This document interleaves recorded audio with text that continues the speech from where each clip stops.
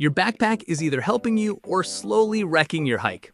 Pack it wrong, and by mile 2, your shoulders are screaming.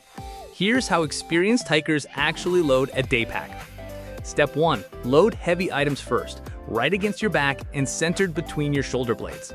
Water and food go here. It keeps your center of gravity stable instead of pulling you backward. Light, bulky gear goes at the very bottom. Step 2. Fill the middle with medium-weight items. An extra layer, a small first aid kit, sunscreen.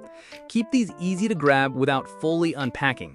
This zone should feel snug, not loose, so gear can't shift while you walk. Step 3. Reserve the top pocket for anything you'll need without stopping. A map, a headlamp, energy bars. If skies look uncertain, your rain shell goes here too, not buried at the bottom. Quick access means you'll actually use it. Step 4. Use hip belt pockets for your phone and trail snacks, and side pockets for water bottles you can grab on the move. In warm weather, carry at least half a liter per hour. Strap trekking poles externally instead of stuffing them inside.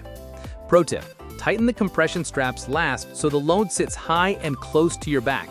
A pack that bounces wastes energy every step. The biggest mistake? Packing just-in-case gear you'll never touch. What's always in your day pack? Comment below.